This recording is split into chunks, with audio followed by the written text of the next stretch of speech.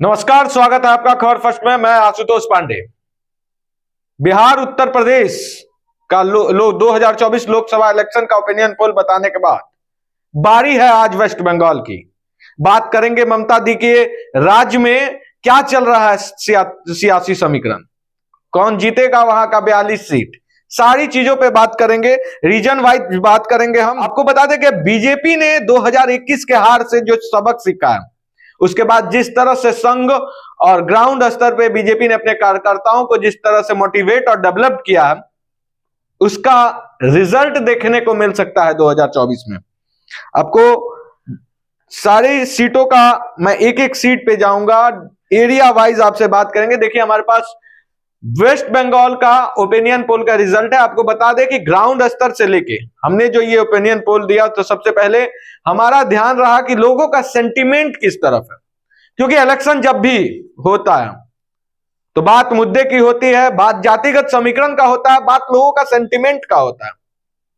तो सेंटिमेंट के बाद आ जाता है जातिगत समीकरण, कास्ट वाइज क्या है पॉपुलेशन, उसके बाद लोगों के ग्राउंड पे लोग क्या सोचते हैं, लोगों की समस्याएं क्या है, लोग किस बात पर इस बार वोट करने जाएंगे, युवाओं का क्या सोच है, युवा किस तरफ शिफ्ट होते नजर आ रहे हैं वेस्ट बंगाल में। इन सारी चीजों पर हम डिस्कस करेंगे, बात करेंगे। आपके सामने देश का सबसे सटीक ओपिनियन पोल रखेंगे। सबसे पहले हम बात कर लेते हैं उन 14 सीट की जहां पे मुस्लिम आबादी सबसे ज्यादा है। 14 सीट में मुस्लिम आबादी सबसे ज्यादा है। वो सीट, इन 24 सीट में बीजेपी जो है रायगंज, मालदा उत्तर, कृष्णानगर, बीरभूम और जोयानगर और मथुरापुर में बीजेपी 6 सीट पे फाइट करते नजर आ रही है।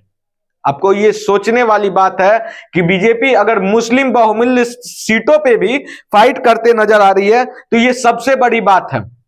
ममता दी के राज्य में 2024 में ममता दी का किला इन जगहों से हिलते हुए नजर आ रहा है। इसके पीछे का राज क्या है, इसका देखिए, कभी भी कोई वोटर होता है उसका डायरेक्ट रहता है कि कनेक्शन वो कहां जाने वाला है, शिफ्ट रहता है कि हाँ मुस्लिम जो है वो इंडिया अलायंस के साथ चला जाएगा। लेकिन बंगाल में इस बार समीकरण चेंज होते नजर आ रहा है, क्योंकि इंडिया अलायंस से ममता बनर्जी साफ तौर पर कह चुकी है कि हम बंगाल में कांग्रेस के साथ कोई भी हम एडजस्ट करने को तैयार नहीं है, सीट देने को तैयार नहीं है। 42 में से 2 सीट दे सकते हैं, अगर राजी है कांग्रेस तो आए, वरना कोई बात नहीं है। लेकिन कांग्रेस ठहरी नेशनल पार्टी, अगर वो 2 सीट लेकर बंगाल में कंप्रोमाइज करती है तो उसे बिहार में भी कंप्रोमाइज करना पड़ेगा, उत्तर प्रदेश में भी कंप्रोमाइज करना पड़ेगा, कर्नाटका, केरल, उड़ीसा, छत्तीसगढ़, मध्य प्रदेश, दिल्ली, पंजाब, इन सारे जगहों पे उसे कंप्रोमाइज करना पड़ेगा, जो कि कांग्रेस को कभी भी कतई मंजूर नहीं होगा।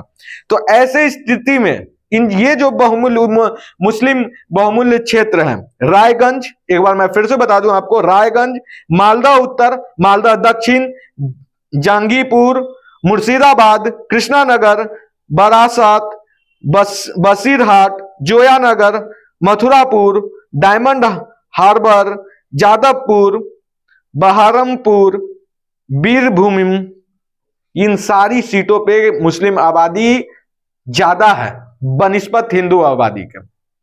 लेकिन इन जगहों पे भी 6 ऐसे सीट हैं जहां पे बीजेपी क्लोज कंटेस्ट करते नजर आ रही है ड्यू टू सीपीआईएम। आपको बता दें कि इन सारी सीटों पे सीपीआईएम का भी बहुत अच्छा पकड़ है। ऐसे में अगर ममता बनर्जी इंडिया गठबंधन के साथ नहीं आती है तो कहीं ना कहीं मुस्लिम वोट बैंक बिखरते नजर आएगा। इसमें सबसे ज्यादा फायदा अगर किसी को होगा तो वो होगा बीजेपी का।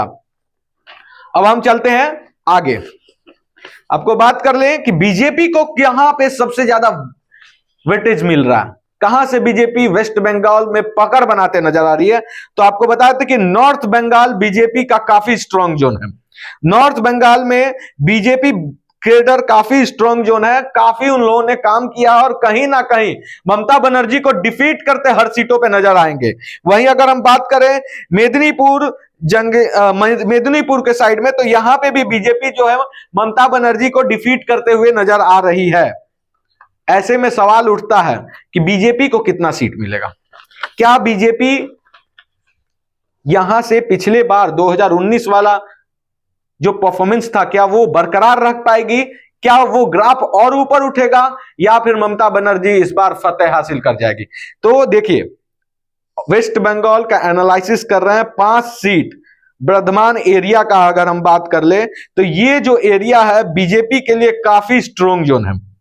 इस एरिया में बीजेपी का काफी अच्छा पकड़ है और यहां इसका कारण भी है, टीएमसी लीडर जो है अनुब्रतो मंडल जब से जेल गए हैं, आपको समझना होगा एक एक वर्धमान एरिया का अगर टीएमसी यहां पे वीक हो रही है तो क्यों हो रही है? ड्यू टू अनुब्रतो मंडल जब से जेल गए हैं तब से यहां पे कहीं ना कहीं टीएमसी वीक होते नजर आ रही है।